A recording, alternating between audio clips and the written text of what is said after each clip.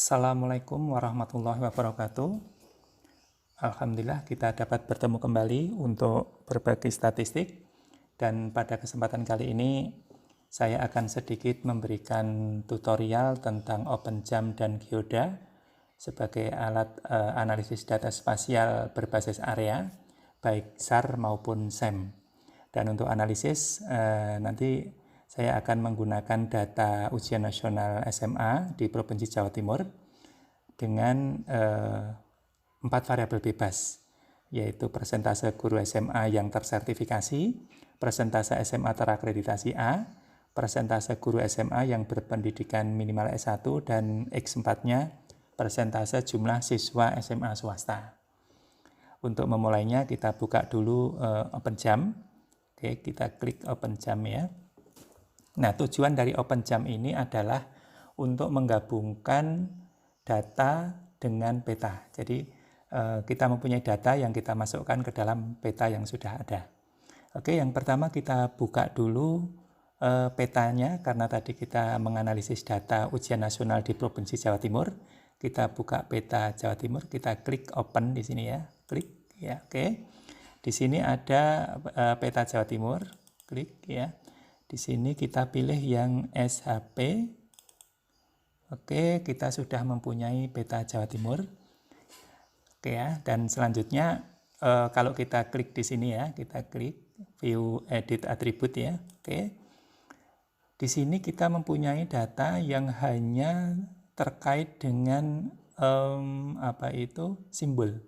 Jadi misalnya kabupaten, kabupaten kota, terus provinsi, kode kabupaten, kode provinsi, dan lain-lain. Belum ada data terkait dengan variabel yang akan kita analisis. Oke ya. Nanti kita akan mencoba memasukkan datanya di sini. Oke.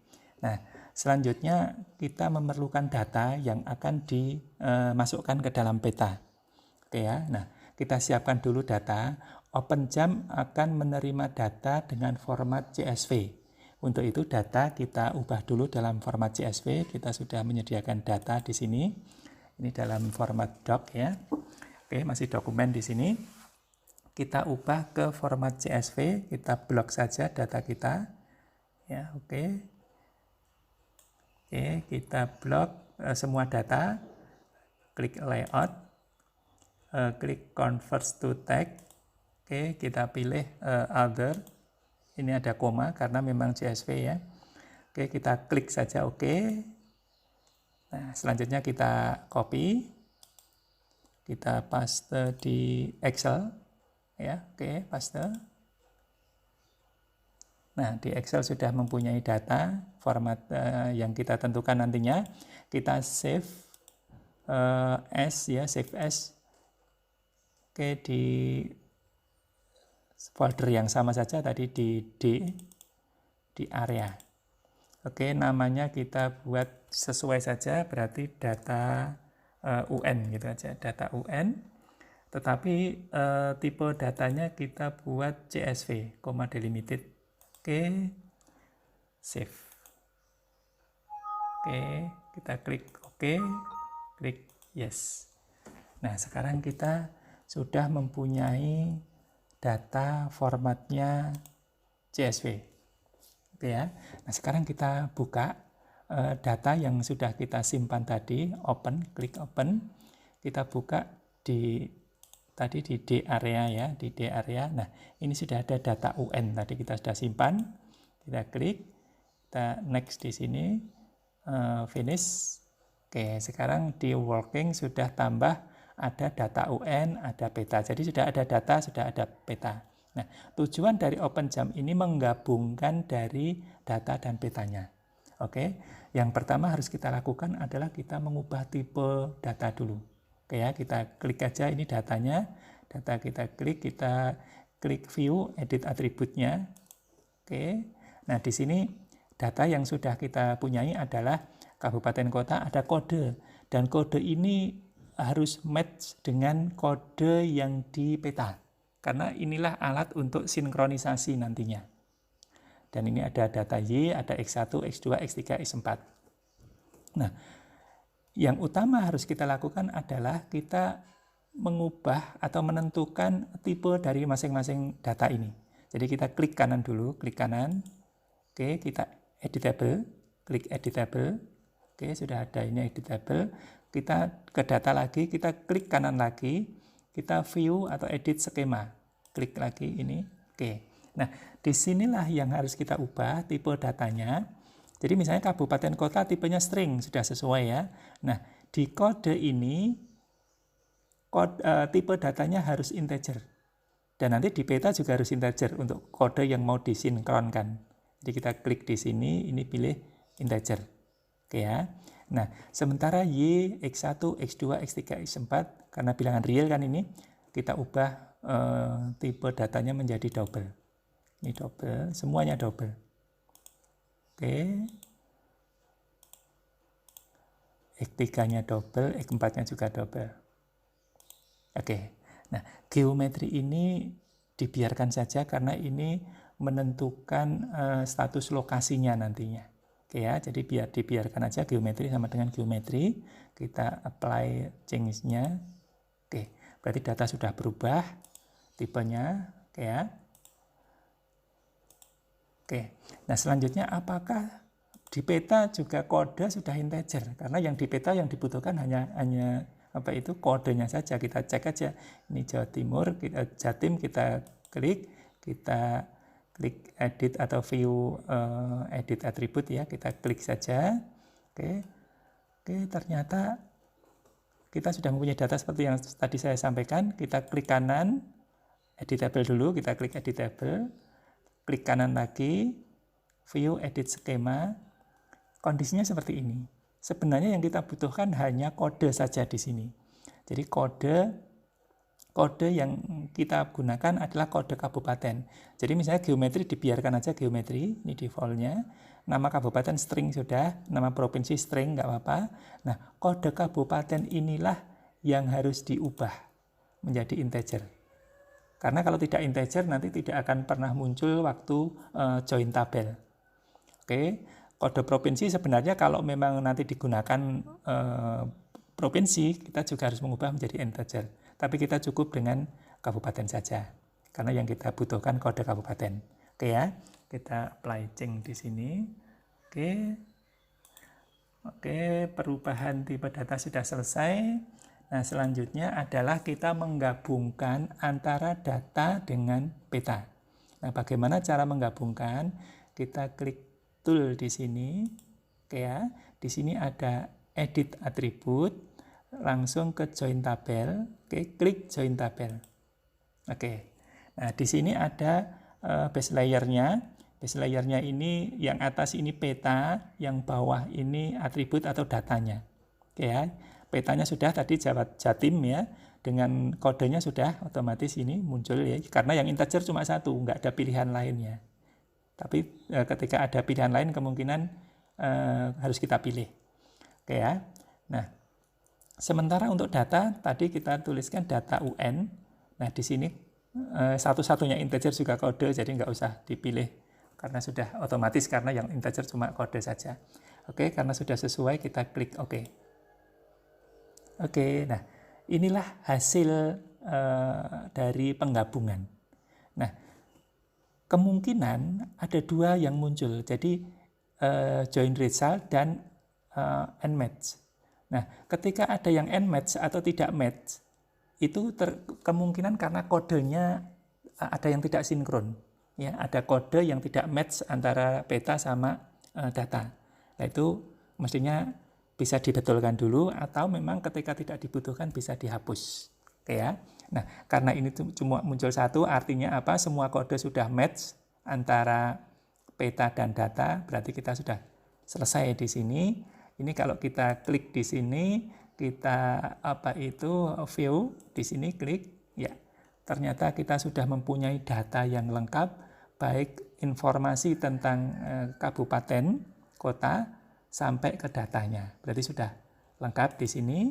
Maka selanjutnya kita klik kanan di Jatim join result ini. Kita klik kanan, save database as. Oke, kita simpan di area saja, sama ya di area. kita simpan datanya yang mudah sesuai dengan namanya tadi Jatim UN gitu aja, Jatim UN. Oke. Tetapi di sini diharuskan kita menuliskan extension-nya. Jadi kalau tidak menulis extension SHP-nya akan OpenJam akan error. Jadi tetap diharuskan menuliskan ekstensinya yaitu SHP. Oke ya, ini .shp kita oke. Oke, sukses. Kita sudah menyimpan selesai tugas dari OpenJam. Oke ya. Nah, untuk selanjutnya apa yang kita lakukan? Untuk selanjutnya kita akan melakukan analisis SAR maupun SEM itu dengan Geoda. Oke ya, dengan Geoda. Ini sudah saya buka geodanya. Bagaimana kita menganalisis dengan SAR maupun SEM? Langkah yang pertama tentunya kita memanggil data atau peta yang sudah kita buat dengan OpenJam tadi, yaitu file, ini open zip filenya. Kita klik, nah tadi sudah ya di area Jatim UN SHP yang sudah lengkap tadi, open. Nah ini kita sudah mempunyai data terkait dengan nilai UN dengan peta Jawa Timurnya.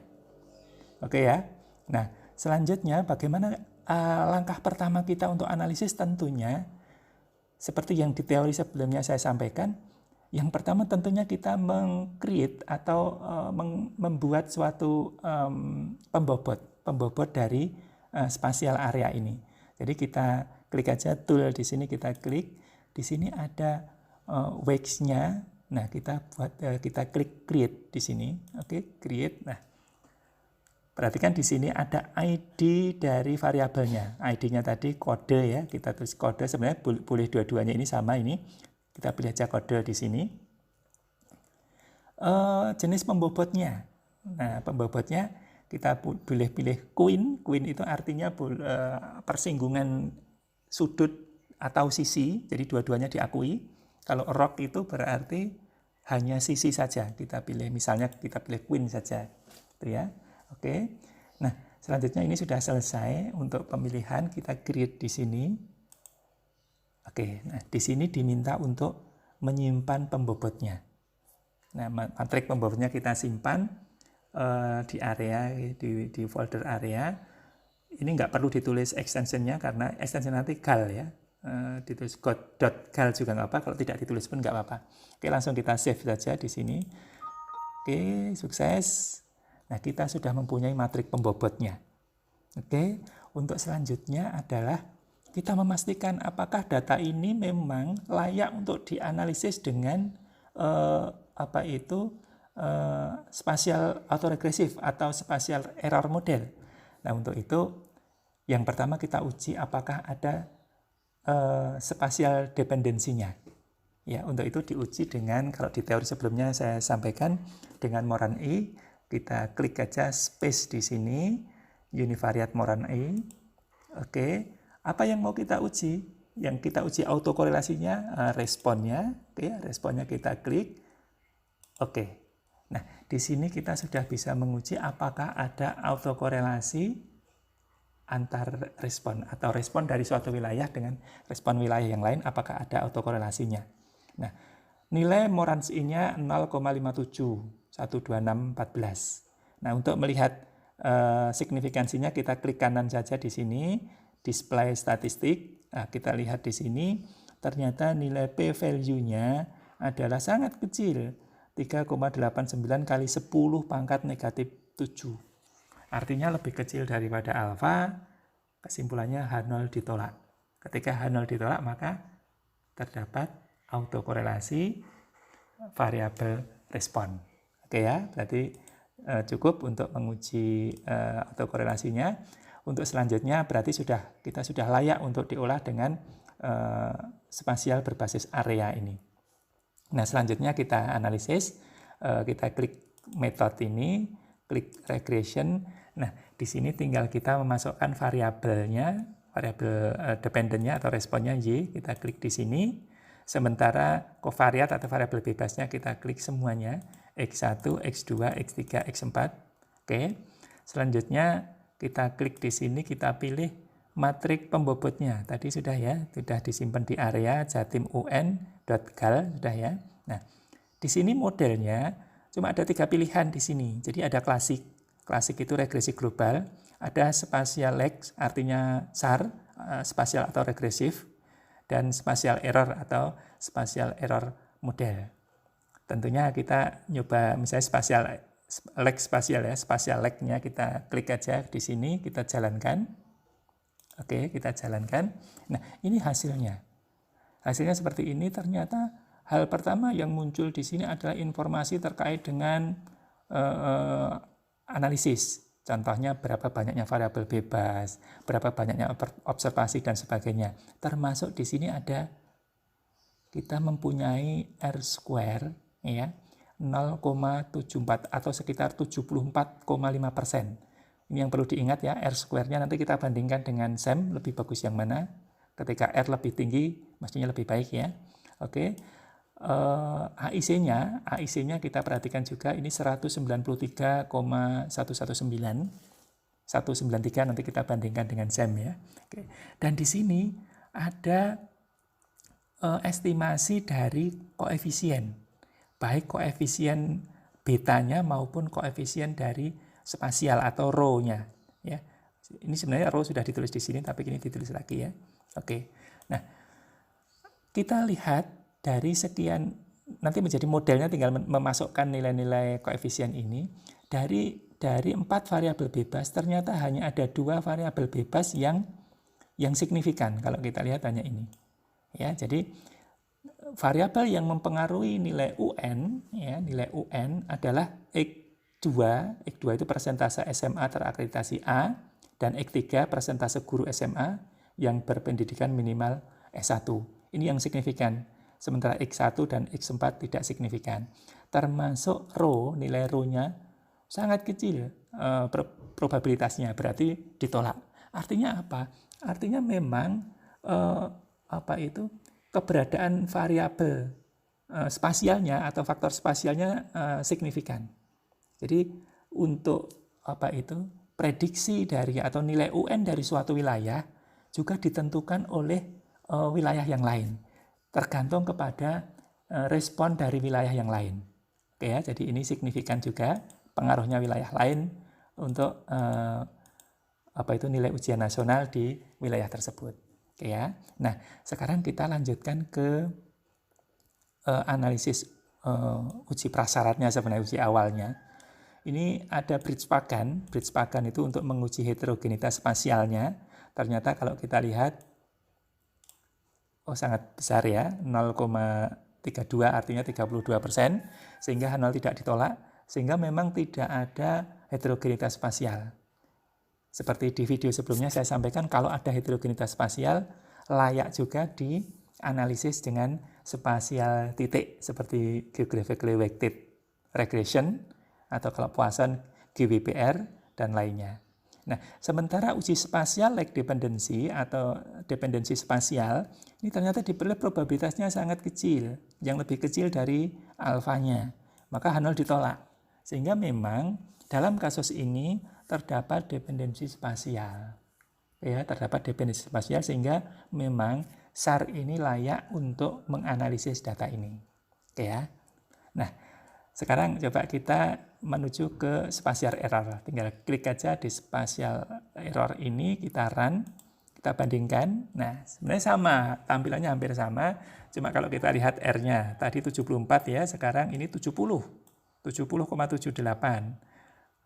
Ternyata lebih besar yang SAR ya.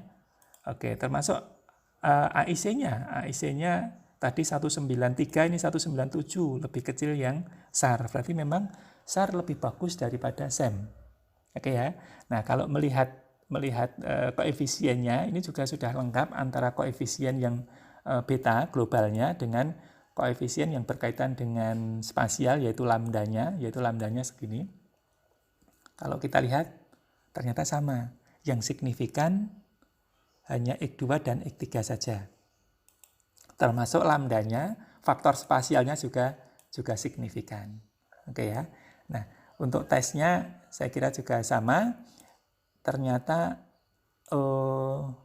kalau kita melihat errornya ditolak juga di sini, ditolak sehingga memang layak untuk dianalisis dengan SEM.